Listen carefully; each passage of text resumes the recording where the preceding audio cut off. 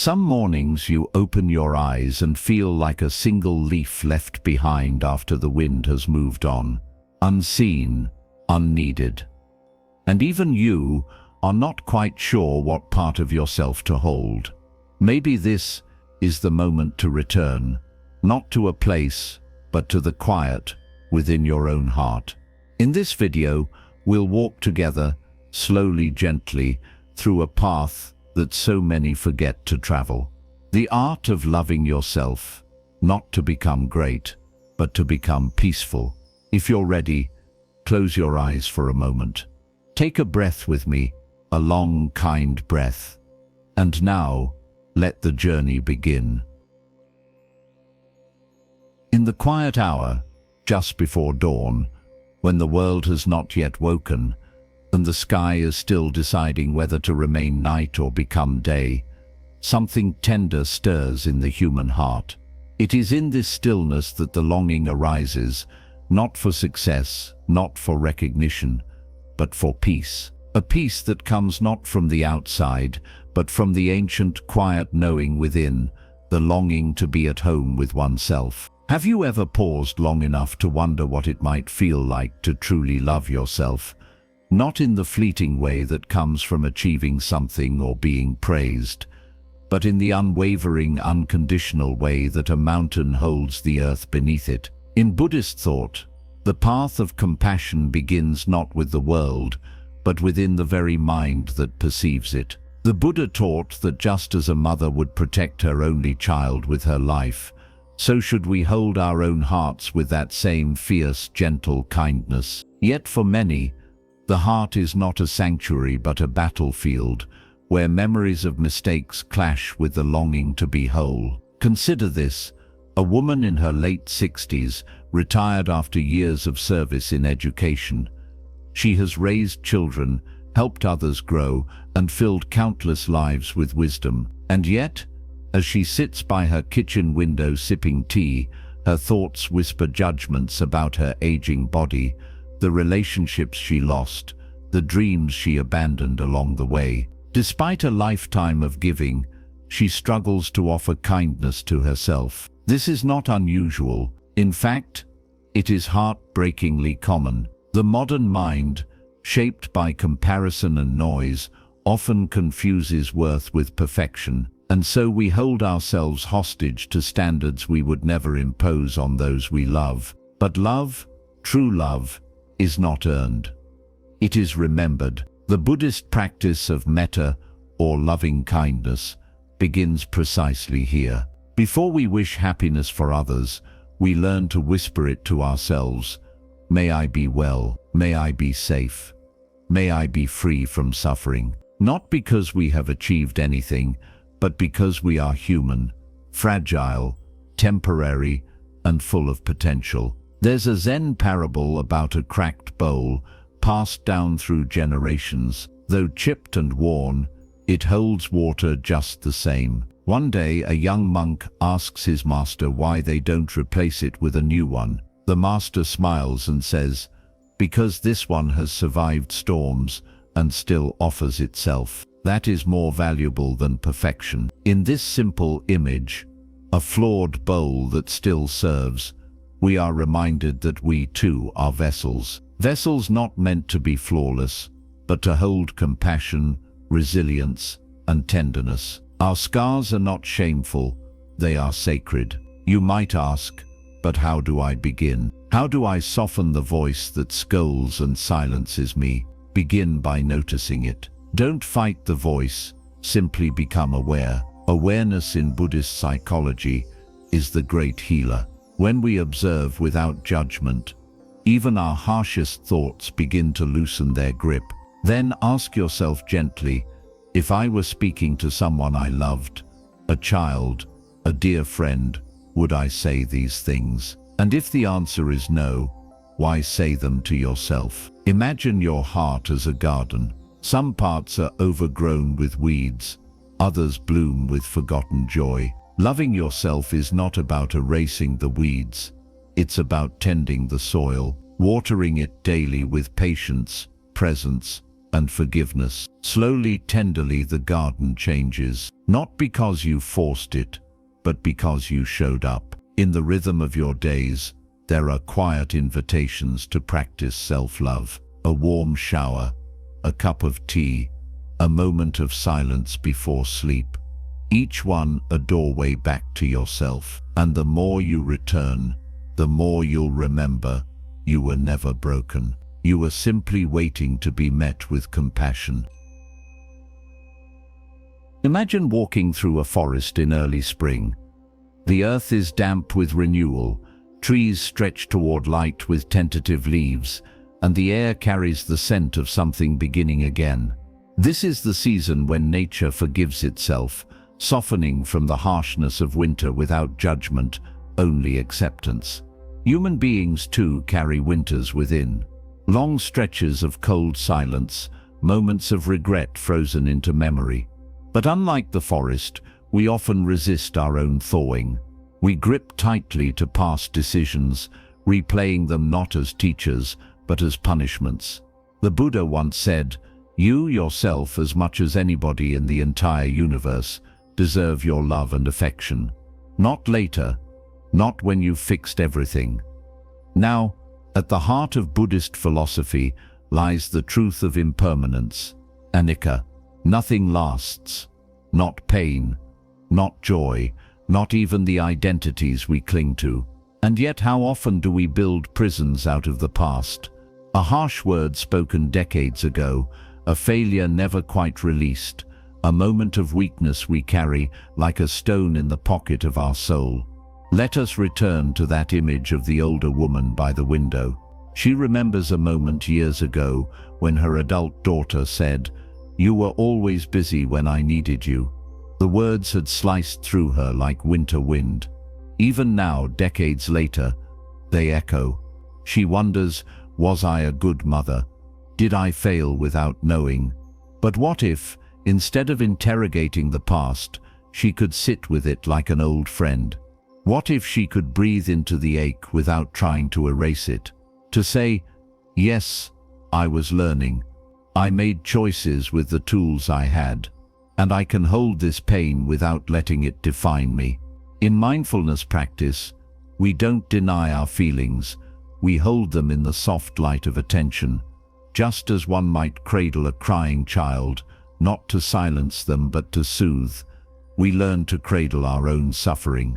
This is the beginning of healing, not by fixing, but by listening.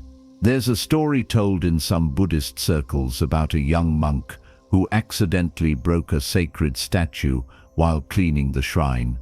Horrified, he confessed to his teacher. Sure, he would be punished. But the teacher only laughed gently and said, "You cannot break what is already empty." It is a curious comfort that nothing we do can truly diminish our essence. The ego might bruise, the reputation might falter, but the heart remains vast, capable of healing again and again. We are not our actions, we are the awareness behind them, and awareness, like the sky, remains untouched by the clouds that pass through it. You might wonder, how can I let go of what I've done? How do I release regret that clings like ivy? Begin by recognizing that regret is not punishment, it is insight. It arises because something in you is still alive, still yearning to grow. Let regret be your teacher, not your jailer. Ask yourself, what lesson is hidden here? And once learned, can I bow to it and let it go? Letting go does not mean forgetting. It means releasing the grip. It means choosing to live in the present moment, rather than dragging the past behind you like a shadow. Try this the next time an old regret surfaces. Place your hand on your chest. Close your eyes. Say silently, "I see you. I understand why you're here. But I am here too, and I choose peace now." In Buddhism there is a saying, "Drop by drop is the water pot filled." Healing is not sudden. It is not dramatic. It is quiet and repetitive, like the sound of rain. One drop of self-kindness at a time. One breath of forgiveness.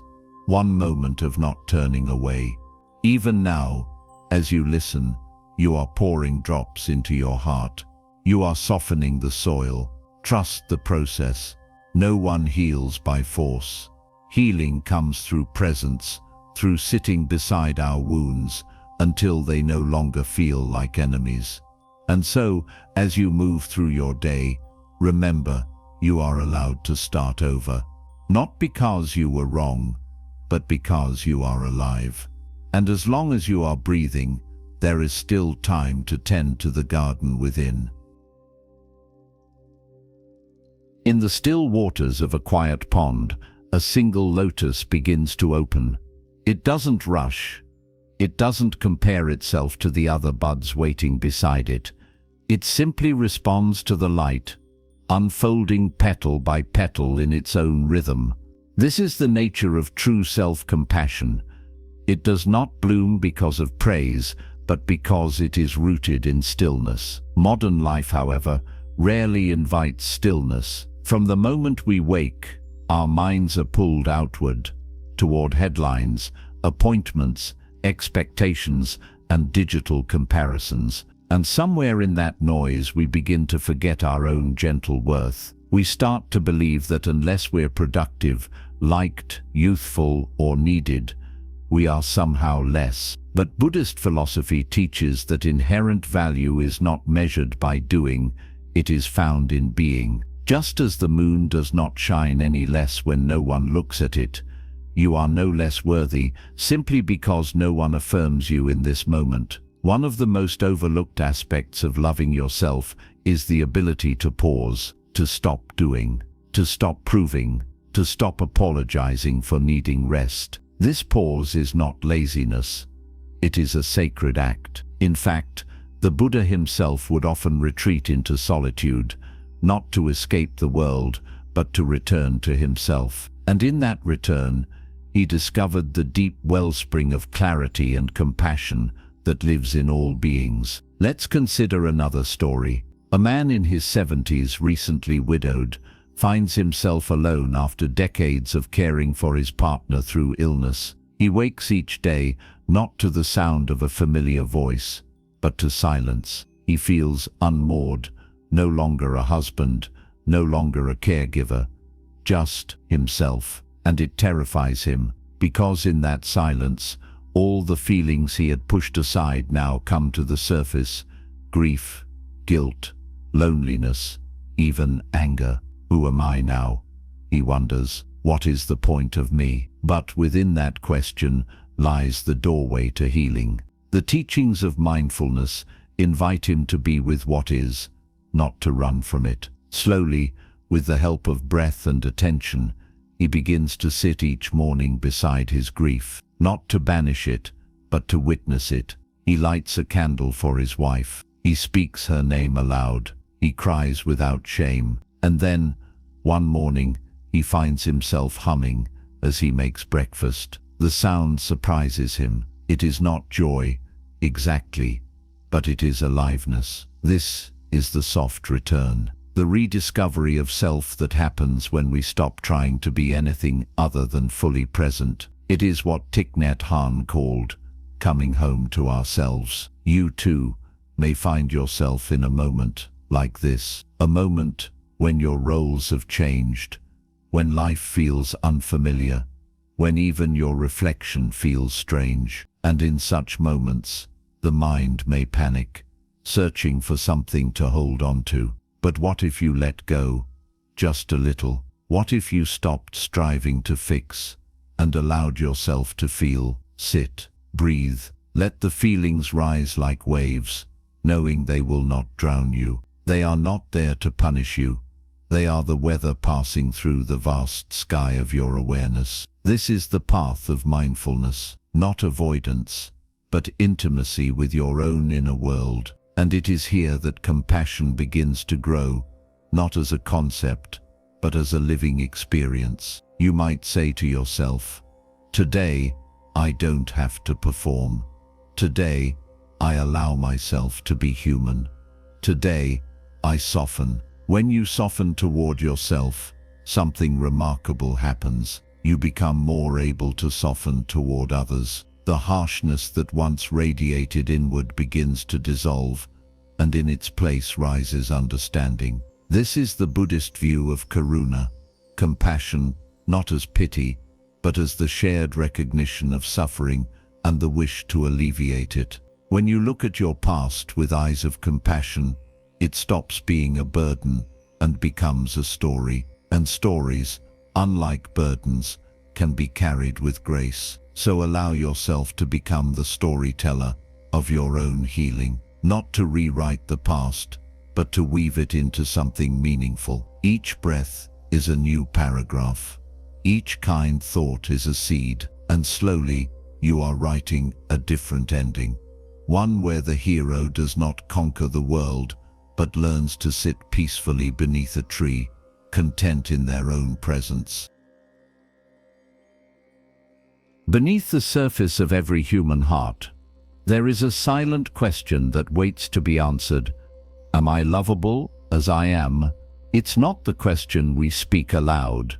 Instead, it lives quietly beneath our habits, beneath the way we say yes when we want to say no, the way we chase approval or shrink ourselves to avoid disappointment. It hides beneath our perfectionism, our defensiveness, our silence. And the answer, according to Buddhist wisdom, is simple but not easy. Yes, you are lovable, not because you have become perfect, but because you exist, because you suffer and still you continue, because the breath still moves in and out of your chest, like waves kissing the shore again and again, no matter how rocky the coastline. But to believe this is a practice, it requires patience, especially in a world that trains us to see our worth in our productivity, our youth, our achievements. Buddhism does not offer self-love as a luxury. It teaches it as a necessity, a prerequisite for liberation. Because how can we be free if we are at war with ourselves? There is a well-known teaching from the Dhammapada: hatred does not cease by hatred, but only by love. This is the eternal rule. And what is self-hatred, if not internalized pain turned inward? To meet it with love is not weakness, it is courage. Imagine a man in his early 60s who's spent decades in corporate life, climbing ladders, making sacrifices, trying to earn the right to rest. After retirement, he begins to feel restless, lost. He tries hobbies, joins social clubs, but nothing seems to touch the ache beneath his chest. He begins to realize that all these years he was building an identity on doing, not on being. His worth was tied to the roles he played, and now that they're gone, he's left with a haunting question. Without all that, who am I? This moment, this unraveling is not a failure, it's an invitation. In Buddhist terms, what he's facing is the illusion of a fixed self, the false belief that we are only the sum of our titles, our roles, our productivity. But the self is fluid, ever-changing. Just like a river, you are not the same person you were 10 years ago or 10 minutes ago. And that's not a problem, it's a truth, a liberating one. Anatta, the teaching of non-self, is not saying you don't exist. It's saying you don't exist in the way you think. You are not your job. You are not your age. You are not your regrets. You are not even your thoughts. You are awareness itself, open, spacious, timeless. So when the man begins to meditate, not to escape his restlessness, but to witness it, he starts to experience something new, a breath that needs no achievement, a presence that needs no label, a self that is not a resume, but a being. You too can step into this space. Close your eyes, listen to the breath, not to control it, but to meet it like an old friend. Say quietly within, I am not my roles, I am not my past, I am this moment. Let that be enough. And when your mind rushes in with stories, but I should have done more, I'm too late, I'm not enough, offer it, the medicine of curiosity. Is that true? Is that voice loving? Is it even yours? Most of the voices that judge us were inherited, handed down from parents, society, old wounds. But your true voice, the voice of your awakened nature, is not cruel. It is steady and still. It says simply, you are here, you are whole, you are worthy. In the Buddhist path, we practice not just awareness, but wise awareness, the kind that sees clearly and responds with compassion. This includes how we speak to ourselves. Would the Buddha speak to you the way you sometimes speak to yourself? If the answer is no, then it's time to shift. Speak to yourself as a bodhisattva in training, someone on the path, someone trying, someone already enough, even as they learn. This doesn't mean you stop growing. It means you stop growing out of shame and start growing out of love. And when that happens, something quiet and beautiful takes root. You begin to enjoy your own company. You begin to trust your own wisdom. And most of all, you begin to feel at home, not in a house or in someone's arms, but within yourself. In the hush of twilight, when the world begins to soften and the day gently loosens its grip, something deep within the heart begins to stir. It is not loud nor urgent, but it is unmistakable. It is the quiet yearning to forgive, not just others, but yourself. Forgiveness in the Buddhist path is not a transaction. It is not earned. It is not given because someone deserves it. It is offered because you deserve peace. There is a common misunderstanding that to forgive is to condone, but that is not so. Forgiveness is not about justifying the hurt. It's about choosing not to carry it anymore. Not in your thoughts, not in your body, not in your heart. You might be carrying things even now, things long past, a conversation that went the wrong way, a decision made in fear, words said in anger, love withheld out of pride. And maybe the person who needs your forgiveness most is the one you see in the mirror each morning. There's a well-worn parable about a monk who traveled through the countryside with an old heavy sack of stones on his back. People asked him, "Why carry such a burden?" The monk replied, "These are my mistakes." They said, "But they happened long ago." And the monk smiled sadly, "Yes, but I never put them down." How many of us are like that monk, carrying invisible sacks full of memories, regrets, failures, identities we've outgrown, but can't seem to release? Buddhism teaches that attachment is the root of suffering, not just to people or possessions, but to the stories we tell about ourselves. And so the practice becomes clear. Lay it down. Not all at once, not in denial, but gently, piece by piece, with awareness. Start by noticing what you're still holding. Is it the shame of a broken relationship, the guilt of something you said or didn't say to someone you loved, the belief that you're too flawed, too late to begin again? These stones are not your identity. They are experiences. They passed through you. They shaped you, yes, but they are not you. You are not the one who failed. You are the one who endured, who learned, who changed. And that makes all the difference. There's a true story of a woman in her 70s who had been estranged from her brother for over 3 decades. A simple disagreement about family inheritance had turned into decades of silence. She carried the wound like a thread woven through all her years, never spoken of, but always present. One day, while meditating at a local temple, she heard the phrase, "The one who forgives is the one who is free." It struck her not as a command, but as a possibility.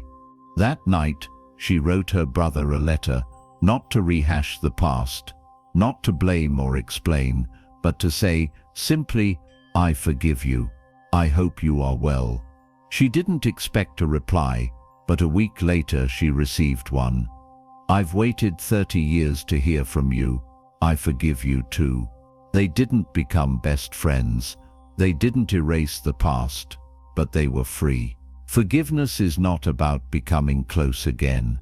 It is about becoming clear again, about washing the heart clean so that compassion can grow there.